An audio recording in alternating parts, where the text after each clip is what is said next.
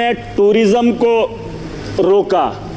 Sir, हम पाकिस्तान के उन 4 आतंकवादियों को रोकेंगे अगर, तो ये टेररिज्म ही ख़त्म हो जाएगा। टूरिस्ट भी अमन से जो है अपने टूरिस्ट की जगहों पे जो है चलेगा। सर, पाकिस्तान की बात मैं करना चाहूँगा। कुछ लोग कहते हैं अपने देश के अंदर भी कि ये मुसलमान आतंकवादी है। पाकिस्तान से आया मुसलमान जम्मू कश्मीर के अंदर या देश के किसी भी कोने में आए तो उसका दाग हमारे माथे पे चिपका देते हैं सर। लेकिन पाकिस्तान के अंदर वही आतंकवादी जब आतंक मचाता है तो उसे पाकिस्तान के लोग खवारिज कहते हैं। क्या कहते हैं? खवारिज कहते हैं कि अपने ही पाकिस्तान में, मुल्क के अंदर जब कत्लेआम करता है पाकिस्तान में, तो उसे खवारिज कहते हैं। और जब वही आतंकवादी हमारे देश में आता है तो उसे मुजाहिद कहते हैं सर। ये शर्म की बात है। ये पाकिस्तान को ये बात बताना बहुत ज़रूरी है। या तो जिन लोगों को आप यहाँ पे भेज रहे हो वो भी मासूमों का कत्ल कर रहे हैं, और जब आपके मुल्क में वो लोग कत्ल करते हैं तो आप उन्हें खवारिज ना कहिए, आप उन्हें भी वही बात बताइए। बहरहाल सर,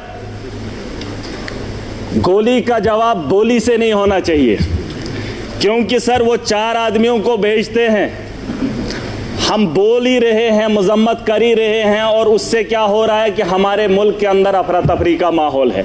मुसलमान हिंदू के साथ लड़ रहा है। उन्होंने जो नाम पूछा है, उन आतंकवादियों ने जो नाम पूछा, मुझे बताओ 4 आदमी आने के बाद हिंदुस्तान में अफरा तफरी कैसे फैलती? लेकिन वो अपने मंसूबे में कामयाब हैं, वो दिमाग से इस खेल को खेल रहे हैं सर। मुसलमान पूछकर हिंदू को मार रहा है। वो चाहता है कि हिंदुस्तान के अंदर हिंदू और मुस्लिम का फसाद हो, ताकि ये जंग खुद आपस में लड़े, वो अपना हाथ न इस मुल्क के अंदर डाले।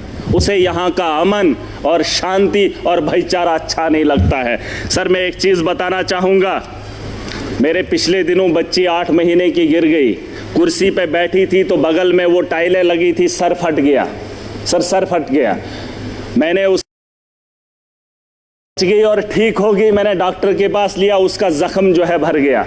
लेकिन जो सर उसके माथे पे दाग है वो तभी लगा है क्योंकि वो कुर्सी से गिरकर उसके 7 बजी है। अगर वो कुर्सी पे चढ़ने से पहले ही उसे बचा लिया होता, ना उसके माथे पे कट लगता और ना ही उसके माथे पे वो जख्म रहता। और वो जख्म ये है कि पाकिस्तान से आया हुआ मुसलमान जब यहाँ आतंक फैलाता है तो हमारे माथे पे जो दाग है उसे मिटाने में हमें सालों साल लग जाते हैं। मैं उसे तो बात ही वही है, मैंने कह दिया है, खवारिज है।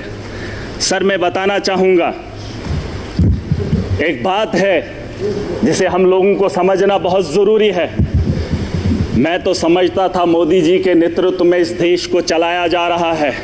आतंक के दिलों के अंदर इतना खौफ होगा, पाकिस्तान के अंदर इतना खौफ होगा कि पाकिस्तान हमला करने की मजम्मत भी नहीं करेगा, ये मेरा दिल मानता था।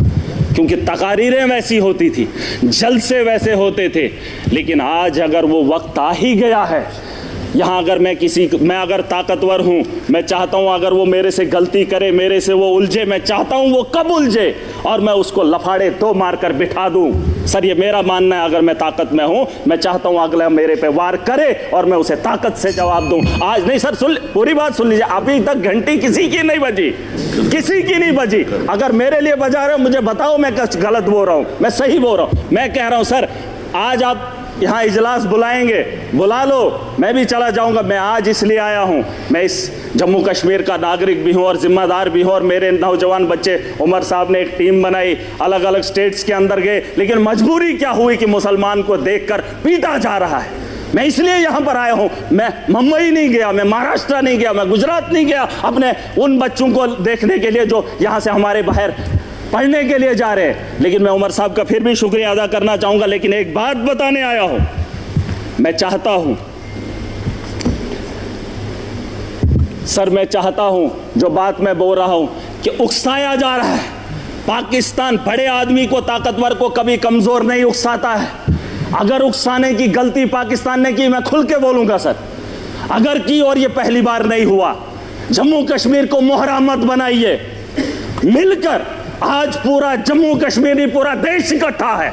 जवाब देने का वक्त आ गया है। ताकत का जवाब ताकत से देंगे, गोली का जवाब गोली से देंगे, तब जाके अमन और शांति की बहाली की उम्मीद कर सकता हूं सर। वरना आज ये हाउस चला 22 तारीख का वो मातम, आज हम बात करेंगे, महीने के बाद फिर किसी जगह फिर कोई कातिलाना हमला करेगा, फिर हमारे बच्चों को जो है स्कूल जाने से रोका जाएगा, फिर हमारे घरों पे बमबारी होगी, फिर मुसलमान को हकारत की निगाह से देखा जाएगा। आज मौका है, आज मौका है, आज पूरा देश इकट्ठा है, मुसलमान साथ है। यहां उधमपुर में पहलगाम के बाद उधमपुर में आतंकवादी हमला हुआ, एक मुसलमान ने गोली खाई। मैं चाहता हूं कि आप यहां पर यह दाग न लगाएं, पाकिस्तान को मौका मत दें, मत दें। ये मेरा घर है, मुझे पाकिस्तान के वास्ता नहीं है। अगर देश का हिंदू ये कह रहा है कि मुसलमान आतंकवादी है, तो फिर पूछना चाहता हूं, भारत को छोड़कर अमेरिका लोग क्यों जा रहे हैं, कनाडा क्यों जा रहे हैं? और आपको लगता है महराज